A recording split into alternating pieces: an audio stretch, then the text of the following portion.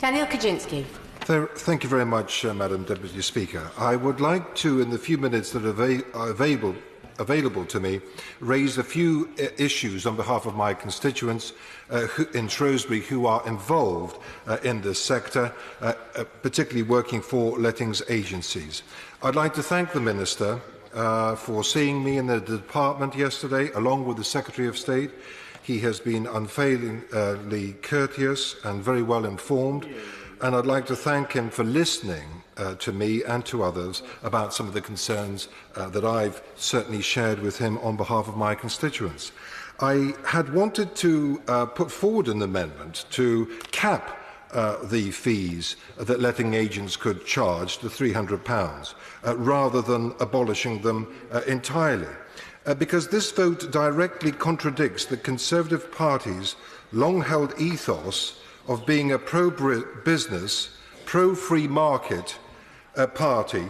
And if these are the measures we are supporting, are we truly a pro-business party? Mr Paul Wallace-Perry from Belvoir, a lettings agent in Shrewsbury, certainly believes that we are letting him down in implementing this legislation.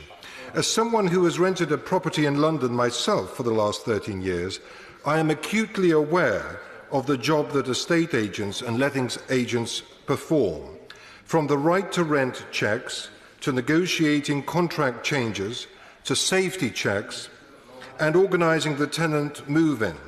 Many times as a tenant, I have called upon the agent for help.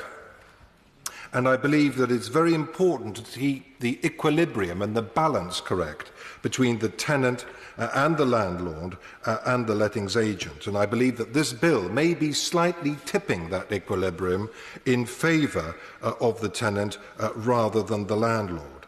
The government's own findings reveal that the mean fee paid by tenants upon moving into their accommodation was £223.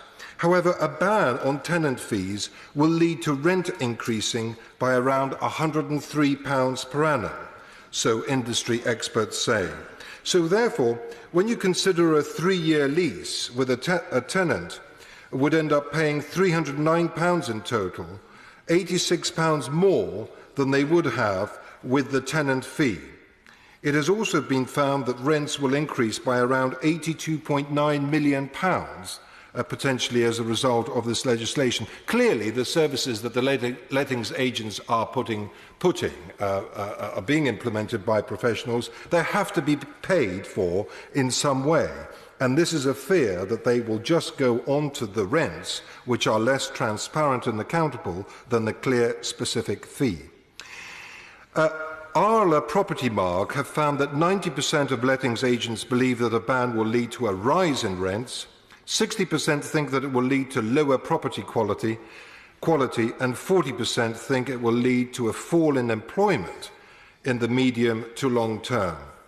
If estate agents have to choose between their working relationships with tenants or landlords, they will side with the landlords, bearing in mind that there is no financial responsibility or duty of care between them and the tenant. And this is what I want to see protected. I want that relationship to be very, very evenly matched. I would like to end by simply saying that if the Conservative Party understands anything, it is the need to support small business. I feel passionately about the role that small businesses play in our constituencies. I never had the courage to set up my own business. I always worked for large, multi-scale, multinational corporations, knowing that my mortgage will be paid at the end of the month, not having that responsibility of employing people. As I say, I never had the courage to set up my own business, but many of these people have. They are entrepreneurs. They are employing professional people, and I think it's very, very important, and I hope the Minister will acknowledge the extraordinary amount of care and professionalism that many of these lettings agencies in Shrewsbury implement on behalf of their constituents. So the Conservative Party must understand the support for small business, less regulation, less red tape, less taxation to empower entrepreneurship and empower people to create the wealth we need to fund our public services. And this ban, I believe, is in direct opposition to that.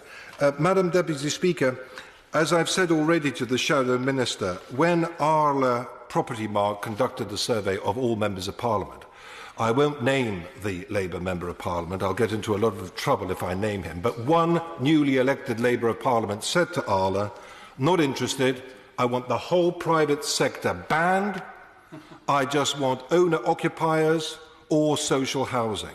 Well, that is the sort of prejudice that we are having to deal with, and it's extremely important the private sector is respected and supported.